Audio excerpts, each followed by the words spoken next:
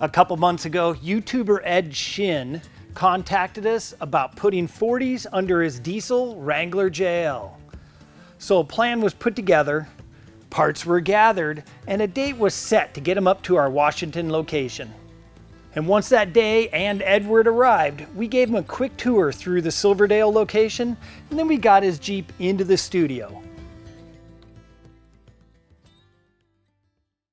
With 40's, there's a lot of things that need to be done. There is quite a bit that we're going to be doing. So first off, we've got that 4.5-inch Rock Krawler kit, and that's with diesel springs, so it's designed to take the extra weight of your JL. Then we also have the Falcon shocks by TeraFlex. Now, of course, the first thing we did was take some before measurements for a baseline, and then got it on the rack and started stripping everything down. Now, putting 40's on a Wrangler requires a few things. The first is a good lift kit. Edward had chosen a 4.5-inch Rock Krawler Adventure X kit. This kit includes the new X Factor arms from Rock Krawler, and those have the maintenance-free X joints at both ends of the control arms. The Rock Krawler suspension install was pretty straightforward, and we've shown you the how-to in previous videos, and well, we were really in a time crunch to get this one done, so no step-by-step on this one. As we are stripping down the suspension, we also stripped down the front and rear axles, and that's so the Northridge 4x4 technicians could install the 513 Yukon gears, the Yukon Chromoly rear axle shafts, and the RCV Chromoly shafts and CVs up front. For the shocks, we installed a set of the TeraFlex Falcon 3.1 piggybacks.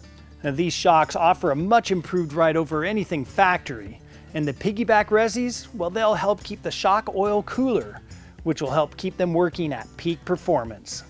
While we were at it, we also installed Yukon heavy-duty diff covers and refilled both the front and rear axles with Redline oil gear lube. With the lift kit done, we then installed the 40-inch Cooper STTs on the Method MR312 bead locks.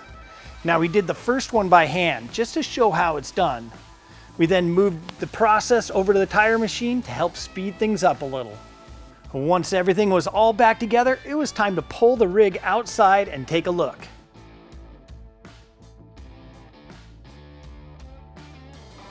What a transformation from stock to 40's, and talk about flex, we had flex for days.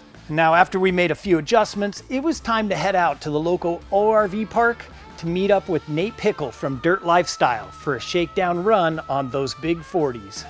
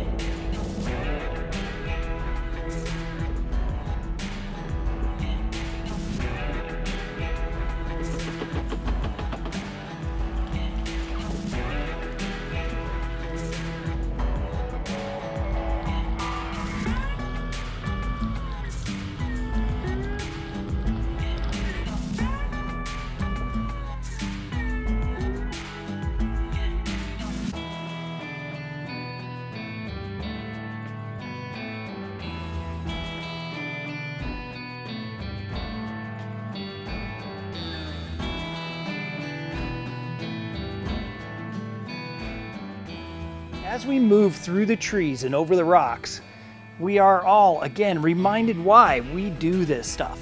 What drives us to build our rigs like we do? And it's to get out here in the great outdoors and enjoy. And yes, here in the Pacific Northwest, that even means getting out and playing in the rain.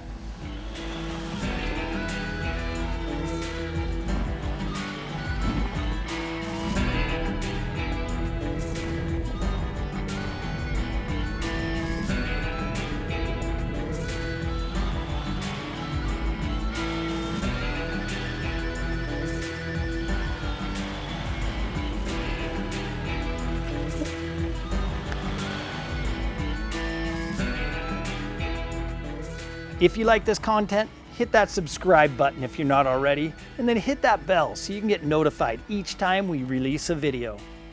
Thanks for watching today. We'll see you again soon.